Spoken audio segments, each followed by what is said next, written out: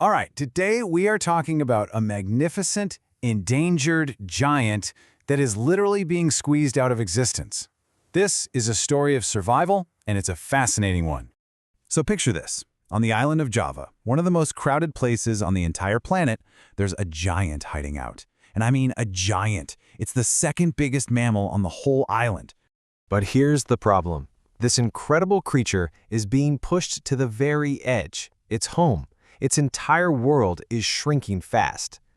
So let's get to know this gentle giant a little better.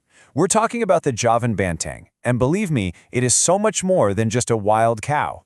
It's a cornerstone of its ecosystem, and you'll see it has a pretty surprising link to our own world. You know, one of the keys to the Banteng's survival up to this point has been its incredible adaptability. It's not a fussy eater at all. It's both a grazer, meaning it eats grass, and a browser, meaning it eats leaves. This lets it live pretty much anywhere, from wide-open grasslands to deep, dense forests. And they're social creatures, too. They usually hang out in these small family herds, maybe 10 or 12 of them together, like the group you're seeing here. Every now and then, though, these smaller groups will team up and form a much bigger herd, especially if they find a really great spot to eat. Now, this is really cool. The Banteng isn't just living in the forest, it's actively helping to build it. It's kind of like an unseen gardener. It eats fruits from plants like warang and kadondong, and then, as it wanders around, it disperses the seeds. This helps the forest grow and stay healthy. It's a huge, vital role that you'd probably never even notice. But that very ecosystem is in big trouble. The first part of this squeeze we're talking about comes from a nasty, thorny invader that's basically tearing the Banteng's home apart from the inside. So what is this thing? What could possibly be so bad that it's choking out the very savannas that these huge animals need to eat? Well, here's your culprit. It's an invasive species called thorny acacia. This plant is not from Java, and it creates these dense, spiky thickets that are practically impossible to walk through. It just completely takes over, pushing out all the native grasses and plants that the Banteng rely on.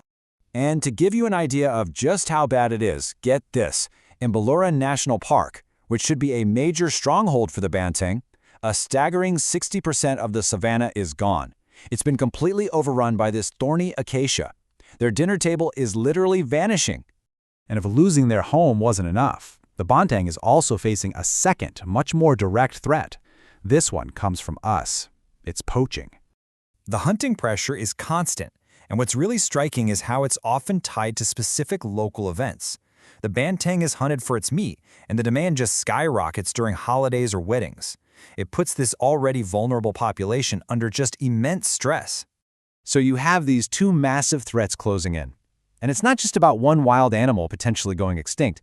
What's at risk here is a living piece of history, the actual wild ancestor of an animal that millions of people depend on every single day. And here it is. The wild Javan Banteng is the direct ancestor of the domestic Bali cattle, which is a hugely important farm animal in Indonesia. People started domesticating them way back around 3500 BCE. You can see the clear differences now. The wild ones are way bigger, but that genetic link is totally unmistakable. I mean, just look at them here, side by side. You've got the wild Banteng on the left and the Bali bull on the right. That stocky frame, the white socks on their legs, that classic white patch on their backside, it's incredible. It's like looking at a family photo of a great-great-great-grandfather and his modern-day relative.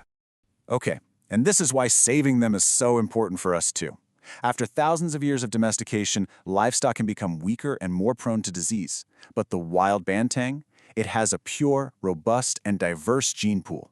That's an invaluable resource for strengthening the Bali cattle breed down the road. We're talking about the future of food security for millions of people. So yeah, the situation is pretty grim, but it's not hopeless.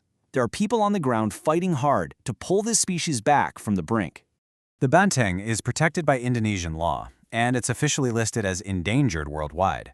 There's a national action plan in place that's tackling the problem from all sides, managing the last remaining populations in their habitat, which means, yes, ripping out that invasive acacia, building partnerships with local communities, and critically, making sure we preserve its one-of-a-kind genetics.